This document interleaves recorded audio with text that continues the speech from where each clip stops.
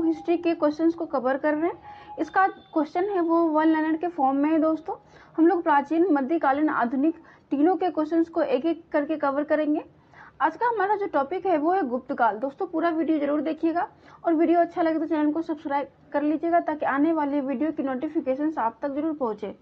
तो चलिए दोस्तों स्टार्ट करते हैं आज के क्वेश्चंस को।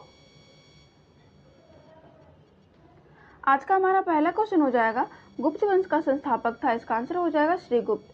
आगे गुप्त संवत की शुरुआत किसने की थी? इसका आंसर हो जाएगा चंद्रगुप्त प्रथम।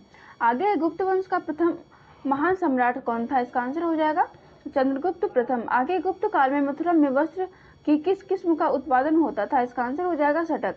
आगे चंद्रगुप्त प्रथम का उत्तराधिकारी हुआ। इसका आंसर हो जाएगा समुद्रगुप्त।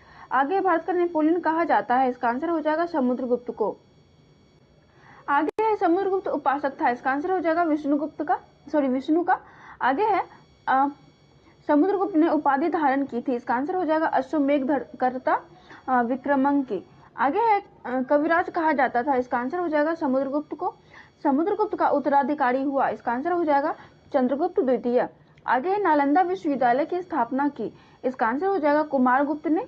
आगे सुदर्शन झील का पुनरुद्धार कराया। इसका आंसर हो जाएगा स्कंदगुप्त ने। आगे बढ़ते हैं।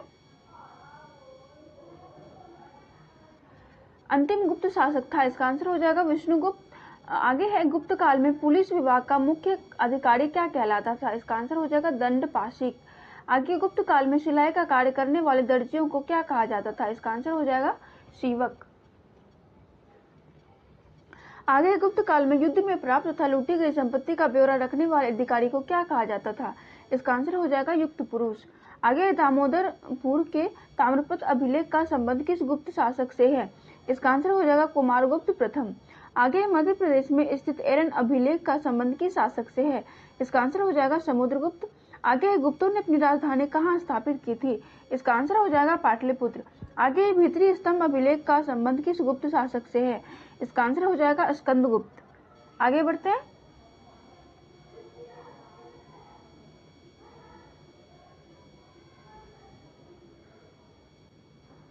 अगला क्वेश्चन है, गुप्तों ने किस विदेशी जाति की सैनिक विशिष्टता और घुड़सवारी के ज्ञान के द्वारा अन्य शक्तियों पर अपना प्रभाव स्थापित किया? इसका आंसर हो जाएगा कुषाण। आगे देवी चंद्र गुप्त की स्थापना किसने की? इसका आंसर हो जाएगा विशाखदत्त। आगे बढ़ते हैं। अगला क्वेश्चन है, 532 ईस्वी में हुन आक्रमणकारी मिहिर कुल को किसने पराजित किया? इसका आंसर हो जाएगा यशोधर्मन विष्णुवर्धन ने। आगे स्कंदगुप्त द्वारा सक्रादित्य की उपाधि धारण किए जाने की जानकारी किस अभिलेख से मिलती है? इसका आंसर हो जाएगा कहोम अभिलेख। आगे गुप्त काल में आय व्यय का ब्यौरा रखने वाला और लेखा जोखा विभाग का सर्वोच्च अधिकारी क्या कहलाता था? इसका आंसर हो जाएगा महालक्ष्य पटलिक। आगे है गुप्त काल में दान आदि से प्राप्त राजस्व को वसूलने वाले अधिकारी क्या कहलाते थे? इसका आंसर हो जाएगा गौलमिक। आगे गुप्त काल में ब्राह्मणेतर वर्ग को अनुदान में दी जाने वाली भूमि को क्या कहा जाता था? इसका आंसर हो जाएगा धर्मनिरपेक्ष। आगे है अनाज के रूप में दिए जाने वाले भूमि कर को क्या कहा जाता था? इसका आंसर हो जाएगा मेय। आगे बढ़ते हैं। अगला है गुप्त काल में सर्वाधिक महत्वपूर्ण व्यापारिक केंद्र था। इसका आंसर हो जाएगा उज्जैन। आगे है रोम के साथ व्यापारिक संबंधों की संपत्ति के बाद भारतीयों ने किस क्षेत्र की ओर अपना ध्यान केंद्रित किया? इसका आंसर हो जाएगा दक्षिण पूर्व एशिया। आगे बढ़ते हैं। गुप्त काल में सौराष्ट्र, अवंती, मालवा आदि राज्यों को किस जाति द्वारा शासित माना जाता है? इसका आंसर हो जाएगा शूद्र।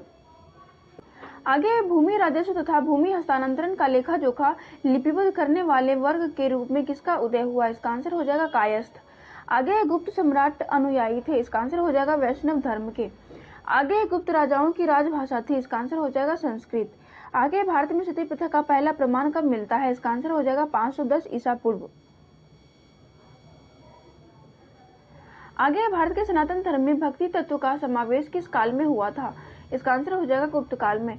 आगे है अर्धनारीश्वर की कल्पना हिंदू धर्म में किस मत में है? इसका आंसर हो जाएगा शैव मत में। आगे है गुप्त काल में मकर वाहिनी के रूप में किस देवी की पूजा शुरू हुई? इसका आंसर हो जाएगा गंगा। आगे है गुप्त काल का सर्वाधिक आकर्षण एवं भव्य मंदिर कौन सा है? इसका आंसर हो जाएगा देवगढ़ का खंडित दशावतार मंदिर। आगे है गुप्त काल की सबसे प्रभावशाली मूर्ति वराह मूर्ति वराह की मूर्ति है। यह कथन किसका है? इसका आंसर हो जाएगा A.L. बासम।